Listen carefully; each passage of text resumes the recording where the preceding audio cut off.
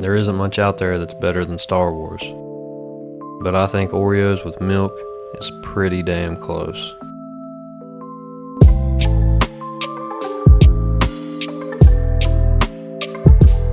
I never was a huge Star Wars buff. I liked it, but I wasn't obsessed with it. Though there was always one thing that drew me towards anything to do with Star Wars. That is, the design of the armor and clothing.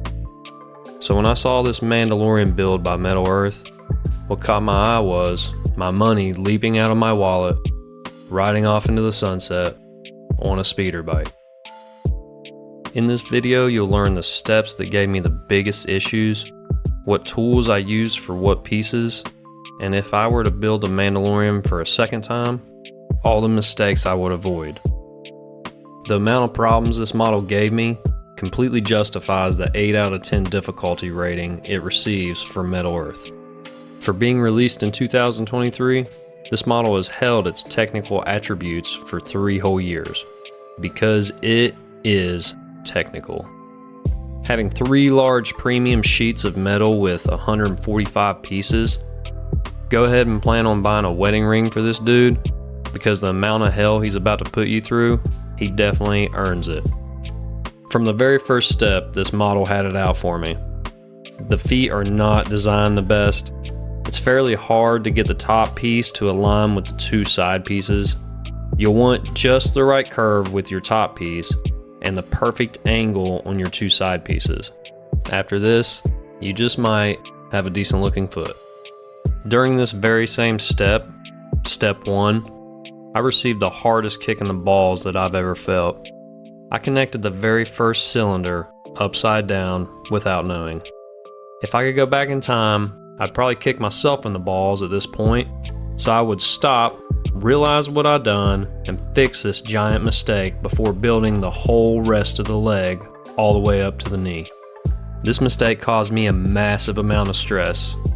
I almost had to go self-medicate, but I decided against that and just proceeded to fix it. As I scanned over the instructions trying to find out how to fix this problem, I realized I would have to tear down all of step 3, all of step 2, and a bit of step 1. Thinking about this made me want to throw up. So that's out of the question.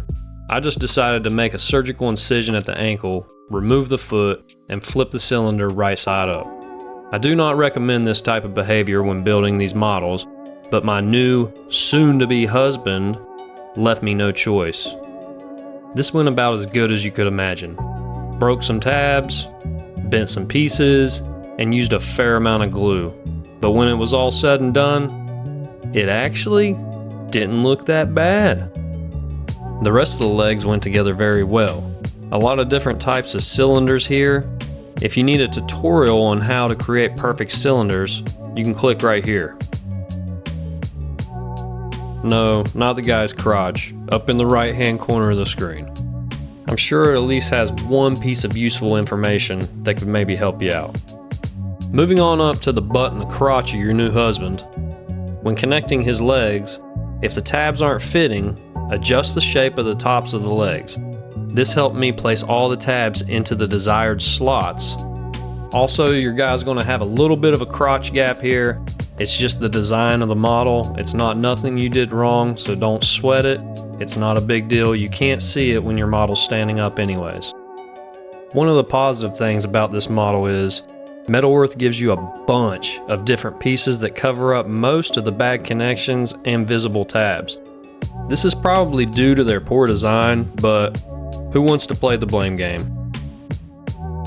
As we keep moving up, all the chest and back pieces went together really good. Just try to minimize your gappage here. Also, your model has all these tiny bits attached to his belts. You want to make sure you're putting all these right side up and matching all the similar pieces. These small pieces are different on each side, so they can be placed upside down. Unless you're wanting a lumpy-headed husband, get yourself some ball stylus, also known as fondant icing tools. These will make the cap shaping process almost pain-free. You can achieve all hidden tabs while making this model's cap by using inside folds. Make sure to watch out for piece A61 on step 14. This piece is easy to get backwards. When shaping the cheeks, do not use the tool we just discussed. I did this during my build. This tool caused my husband's left cheek to have acne scarring. Using a ball-shaped tool left dents in a piece like this, which is especially visible on a shiny silver piece as this one is. When attaching the cap to the head's lower half, you'll have some visible tabs. I tried coming up with a way around this and could not. Luckily, before committing to anything, the viewer on my live stream let me know it would not work.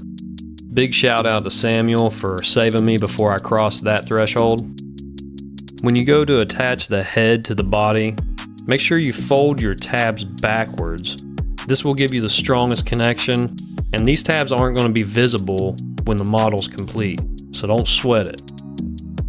Here we've got more cylinders for the arms. Like I said earlier, go watch my video on cylinders, it's going to help you here. An easy mistake that I've seen people make is when you're connecting your arms, your left arm's connecting seams will line up, while your right arm, the one holding the gun, will not. If you were to line these seams up on your right arm, your husband's not going to be a very good shot. He's going to be pointing his gun at the ground while getting filled full of lead on the battlefield. When shaping the cylinder for the forearms, use the connection plates on the upper arm and the wrist to achieve the correct shape for your forearm. This is going to save you a lot of time in the end. I really wish I would have known about this when I was shaping my first arm. Building the pistol and watching it all come together was so satisfying.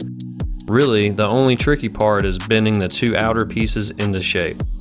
Pieces A92 and A93 take some time to bend into the right shape. To achieve this shape, I would make the bends using my best judgment. Then insert the tabs to see how close I was. I didn't bend the tabs. I was just inserting them for the reference to the shape I was needing.